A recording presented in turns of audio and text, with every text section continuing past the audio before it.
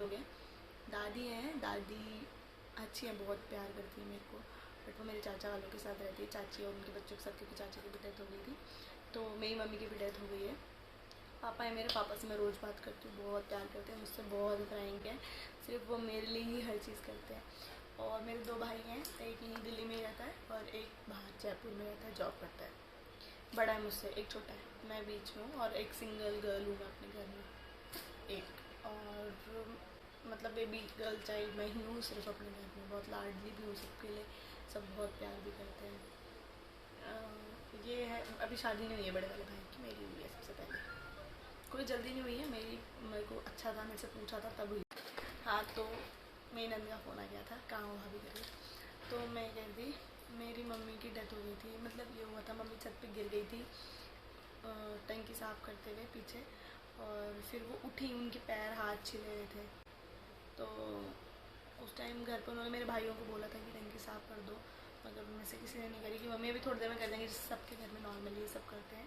ऐसा कुछ नहीं था कि मेरे भाइयों की गलती थी बहुत बड़ी गलती थी कि अगर वो उस वक्त चले जाते तो मम्मी को कुछ नहीं होता, बट ये था कि उस वक्त उन्होंने बोला जैसे मम्मी भी थोड़ी देर में कर देंगे, तो मम्मियाँ होती है ना कि नहीं, बच्चों से बोला बच्चे नहीं कर रहे तो हम कर लेंगे खुद ही, तो मम्मी खुद चली गई करने के लिए। फिर मम्मी टंकी साफ़ कर रही थी, तो मम्मी का थोड़ा सा पैर फिसल गया, मम्मी पीछे गिर गई सर के बल, बट सर में ये हुआ कि ऐसी कोई चोट नहीं लगी, ज़्यादा सीरियस इंजरी नहीं थी, कि उनको लगा कि नॉर्मल ही है, जैसे लग जाती है हमारे भी कभी टेबल से, कभी बेड से, कभी किसी चीज़ से, उनको लगा नॉर्मल है, ठीक है।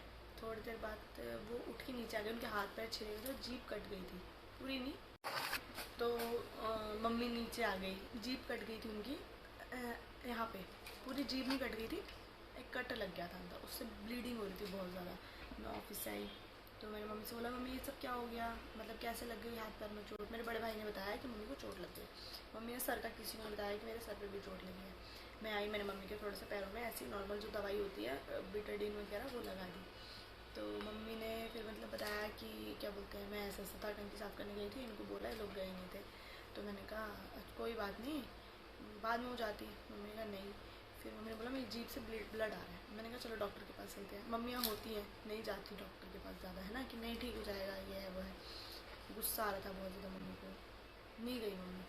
तो मैंने उस टाइम मेरे पे पैसे, मैं जॉब करती थी, बट मैं क्या होता था अपनी सारी सैलरी पापा को देती थी, पापा के अकाउंट में आती थी मेरी सैलरी, पापा का अकाउंट नंबर लगा रखा था उस वक्त तब, तो पापा के अकाउंट में सैलरी, तो मेरे पे ज़्यादा पैसे नहीं रहते थे, फ़ोन भी मेरे पास नॉर्मल सा था उस टाइम, पैसे भी ज़्यादा नहीं रहते थे, क्योंकि उस टाइम ऐसा था दिल्ली में, दिल्ली से हूँ मैं, मतलब दिल्ली मेरा मायका है, तो ऐसा था कि बसें जो होती हैं फ्री थी लेडीज़ के, तो हम फ्री में, मेरे दोस्त हम लोग जाते थे, आ जाते थे, पैसे लगते नहीं थे ज़्यादा, कैश मेरे पास नहीं रहते थे, तो मेरे पे नहीं था उस दिन कैश।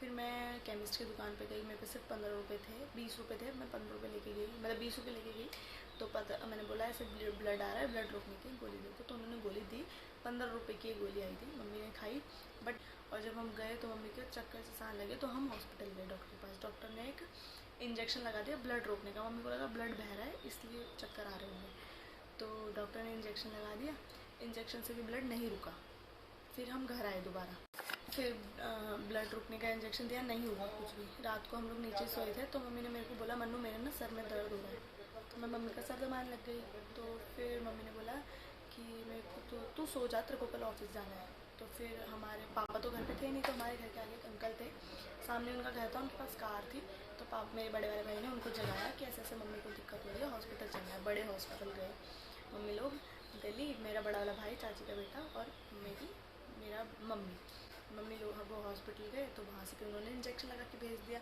कि ब्लड रुक जाएगा करके, फिर मम्मी लोग घर आए। अब हम सो गए थे तब तक, छोटे ही थे यार, 4-5 साल पहले की बात है, 4 साल पहले की। मम्मी वॉशरूम गई और मम्मी वहाँ फिसल के फिर से गिर गई, क्योंकि मम्मी को चक्कर घूम रहा था, मम्मी बता नहीं रही थी सर में ऐसा कुछ हो रहा है, ना हमने सोचा था ऐसा हुआ होगा, ना मम्मी ने बताया कि मेरे सर पर चोट लगी है। फिर वॉशरूम गई मम्मी, फिर क्योंकि एकदम हमारी आँख खुली, फिर हम मम्मी को लेके आए, मम्मी ने बोला मेरे को बहुत ज़्यादा चक्कर आ रहे हैं, मैंने भैया को बोला इनको दोबारा हॉस्पिटल ले जाओ।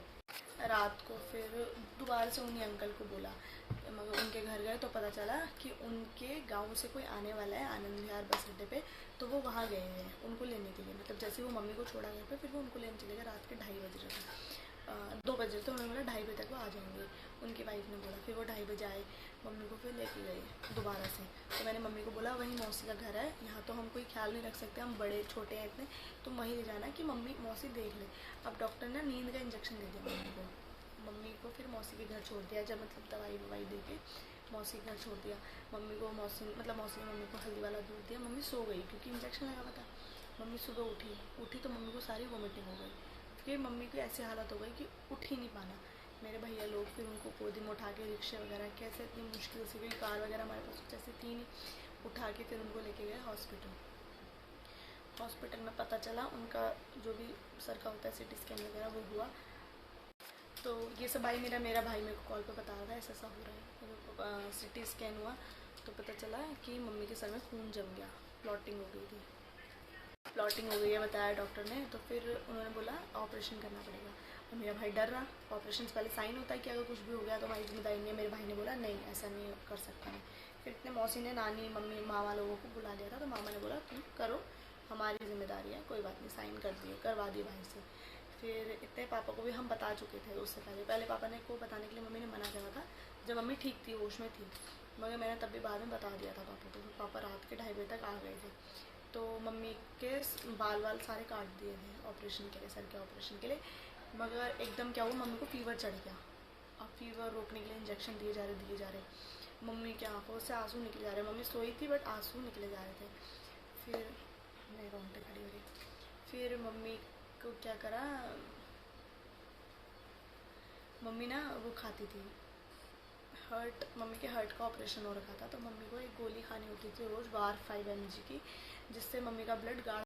मम्मी का ऑपरेशन हो रखा था तो उसमें ये था मम्मी का ब्लड पतला नहीं होने देना था या फिर गाढ़ा नहीं होने देना था, ऐसी कुछ था कि मतलब वो गोली डेली मम्मी को खानी होती थी, चाहे कोई व्रत हो चाहे कुछ हो, वो गोली नहीं खाएंगी तो बहुत दिक्कत हो जाएगी। तो मम्मी वो गोली रोज़ खाती थी। अब क्या हुआ, मतलब मम्मी का ब्लड बहुत पतला था, हाँ मतलब ब्लड गाढ़ा नहीं होना था, उससे ब्लड पतला रहता है उस गोली से। तो वो गोली मम्मी को रोज़ खानी होती थी क्योंकि उनका ऑपरेशन पहले ही हो रहा था हार्ट का। तो डॉक्टर ने बोला इनका ब्लड बहुत ज़्यादा पतला है, अगर हम ज़रा सा भी सर काटेंगे तो ब्लड सारा बह जाएगा। तो फिर उनको इंजेक्शन लगने लगे ब्लड गाढ़ा करने के। मम्मी इंजेक्शन लगी रहे थे, बुखार आ ही रहा था, इतने मेरे पापा आ गए। मेरे पापा ने फिर मम्मी को देखा ऐसे करके, तो मम्मी की डेथ हो गई थी। मम्मी की डेथ हो गई थी, किसी को विश्वास ही नहीं होता, नानी वानी सब रोने लग गए थे। मेरे को मेरे भाई ने फिर फ़ोन करके बताया, पापा ने फ़ोन करके बताया। मेरे पैर के नीचे ज़मीन ही नहीं थी, ऐसा लग रहा था क्या हो गया, मैं खड़ी नीचे गिर गई। इतनी तेज़ चिल्लाई मैं, सब अड़ोस पड़ोस के लोग आ गए थे, बहुत भीड़ लग गई थी। किसी को विश्वास नहीं हो रहा था क्योंकि मेरी मम्मी हमारे उधर की सबसे अच्छी लेडी थी, बहुत अच्छी, सबकी हेल्प करने वाली। कुछ घर में बनता था सबको देती थी जाकर। फिर मेरे पापा ने मुझे फ़ोन करके बताया, उस दिन मेरी ऑफ़िस की छुट्टी थी क्योंकि मेरा सैटरडे संडे ऑफ रहता था। फिर बताया ऐसा हुआ, मैं नीचे आई, मेरे चाची की बेटी ने मेरे को बताया ऐसा हुआ। मेरे को ऐसा लगा बस। फिर बताया, मैं बहुत तेज़ चिल्ला रही थी, मतलब सब मुझे चुप करा रहे। मैं बोलती मैं चुप क्यों हूँ, मैं चुप कैसे हूँ, कोई बुज़ुर्ग होता है तो हम मान लेते हैं, चलो इनकी एज थी। मैं कह रही मैं चुप क्यों हूँ, मैं कैसे होती चुप। मैं इतनी परेशान। पापा आए, पापा ने बोला मन्नू मत रो। पापा खुद रो रहे, सब रो रहे थे हमारे घर में बहुत ज़्यादा। अब उसके बाद से मेरी लाइफ इतनी बदल गई, सब बदल गया मेरी लाइफ का सब कुछ। मैं अपने घर की इकलौती लड़की थी, तो मेरे मम्मी ने मुझसे आज तक कुछ काम नहीं कराया था, ना चाय बनवाई। मुझे चाय बनानी आज तक नहीं आती थी, मैं शादी के बाद चाय बनाना सीखी, वो मेरे ससुर जी ने मुझे सिखाई है। कभी कुछ नहीं बताया मेरी मम्मी ने, आज तक मुझसे गिलास तक नहीं उठाया। बस थोड़ा बहुत मैं खुद ही सोफे की कवर ठीक कर देना, टेबल साफ़ कर देना मैं खुद करती थी, मगर नहीं करना। तो मुझे इतनी दिक्कत हुई काम सीखने में। मैंने उस वक्त कैसे काम सीखा, मैं काले और सफ़ेद कपड़ों को एक साथ धो देती थी, सर्दी के कपड़ों में ब्रश मार देती थी। तो बहुत सारी दिक्कत आई, सर्दियों के कपड़े में ब्रश मार देना, खाना बनाना आ रहा ही नहीं था, दाल कैसे बनेगी। फिर मतलब मेरे भैया की फ्रेंड थी, बड़े वाले भाई की, वो हमारे घर पर रुकी थी 4-5 दिन के लिए। उन्होंने मुझे सिखाया ऐसे थोड़ा ही सीख पाई, क्योंकि एकदम खाना बनाना मैं नहीं सीख पाई। तब से फिर मैं 4 साल से मेरे पापा ने हमें संभाला, छोटे भाई मुझे, बड़े वाले भाई को, और सब सिखाया क्या मतलब धीरे धीरे करके खुद ही सीखे। पापा मगर मेरे पापा भी खाना बनाते थे, मैं भी बनाती थी, मैं ऑफिस जाती थी तो पापा बना देते थे। मेरे पापा ने हमें सबसे ज़्यादा सपोर्ट किया, मुझे हर चीज़ में सपोर्ट किया, कपड़ों से लेके मुझे आज तक किसी चीज़ में रोका टोका नहीं। मुझे खुद पता था मैं अगर कपड़े पहन रही हूँ हर चीज़ तो मुझे अपनी इज्जत में रहना है, कुछ गलत काम नहीं करने। टचवुड मैंने कुछ ऐसा कुछ गलत काम कभी करा भी नहीं और मैं अपने पे प्राउड फील करती हूँ, अपने पापा पे करती हूँ कि उन्होंने मुझे अच्छे संस्कार दे रखे हैं, सब कुछ अच्छा दे रखा है। मैं बहुत खुश थी, उन्होंने मुझे हर खुशी दे रखी थी, जो मैं बोलूँ वो हमारे घर में आ जाता था। मैंने देन फिर सब कुछ सही था, फिर मैं धीरे धीरे करके सब सीख गई। पापा भी मेरे करते थे, मैं भी करती थी। मैं कभी ऑफिस से जाती थी, पापा खाना बनाते थे और ज़्यादातर पापा भी बनाते थे, मैं भी बनाती थी, दोनों बनाते थे। बट फिर क्या हुआ, धीरे धीरे टाइम बीत गया, 2 साल हो गए, 3 साल हो गए, फिर सब ठीक था, खाना वाना बनाना सब आ गया था मुझे। उसके बाद कपड़े वपड़े धोना सब कुछ, वॉशिंग मशीन नहीं थी हमारे घर में, हम हाथ से ही धोते थे क्योंकि पापा ने बोलते जब मेरी शादी होगी तो मुझे देंगे। देन फिर थोड़े टाइम बाद अभी 2020 में मुझे अपने हस्बैंड मिले, उनसे मेरी शादी हुई। उनकी स्टोरी जो है वो सारी मतलब हमारी जो लव स्टोरी कैसे हुआ, क्या हुआ, कहाँ मिले, कैसे हमारी शादी हुई, वो सब मैं एक अलग ब्लॉग बनाऊंगी, उसमें दिखाऊंगी सब कुछ, क्योंकि सारा एक ही ब्लॉग में नहीं दिखा सकते। ये बात मैंने बीच में इसलिए बता दी क्योंकि बीच सुबह मैंने स्टार्ट कर दी थी। मैं अपनी मम्मी की बहुत मिस करती हूँ, वो मुझसे बहुत प्यार करती है, वो हमेशा साथ है मेरे, हर चीज़ में हेल्प करती हैं। बाकी सब मैं बाद बताऊँगी अब मैं जब अपनी नैनी के घर जाऊँगी। और सुबह में थोड़ी इमोशनल हो गई थी, अभी भी हो गई थी, सबने देखा ही होगा, बट कंट्रोल करना पड़ता है क्योंकि अगर मैं रोऊंगी तो वो परेशान होंगी देख के, इसलिए। बट मेरे पापा ने मुझे बहुत प्यार दिया, मम्मी के बाद मम्मी जैसा ही प्यार दिया, इतना ज़्यादा सपोर्ट किया हर चीज़ में, कभी कोई रोका टोका नहीं, ना डांटा, कुछ भी नहीं। डांट लेते थे कभी कभी मगर मैं भी चिल्ला लेती थी। सॉरी पापा, आप भी देखते हो ब्लॉग। कोई सॉरी वही नहीं है। मैं चिल्लाऊंगी, चिल्लाती बहुत हूँ मैं। मेरे पापा कहते थे शादी होगी ना तेरी, तब तक मेरे हस्बैंड मुझे मिले नहीं थे, शादी होगी ना तब पता चलेगा, तब चिल्लाइए, तब चिल्लाइए। मैं बोलती हाँ मैं देख लूँगी, मगर यहाँ के मैं चिल्लाती नहीं हूँ क्योंकि ऐसा कुछ होता ही नहीं कि मुझे चिल्लाना पड़े। कहीं कहीं पापा थोड़ा इरिटेट कर देते हैं ना, कोई बातें हो जाती है, गुस्सा आ जाता था जिसमें खाना खाऊंगी नहीं यार, ये बात अलग है। और भी बहुत चीज़ें होती थी गुस्सा करने वाली, मैं होता ही है सब बेटी पापा में। बस फिर इतना सही था मेरा आज की बातें। अब मैं जब आगे जाऊंगी अपने नैनी के घर तक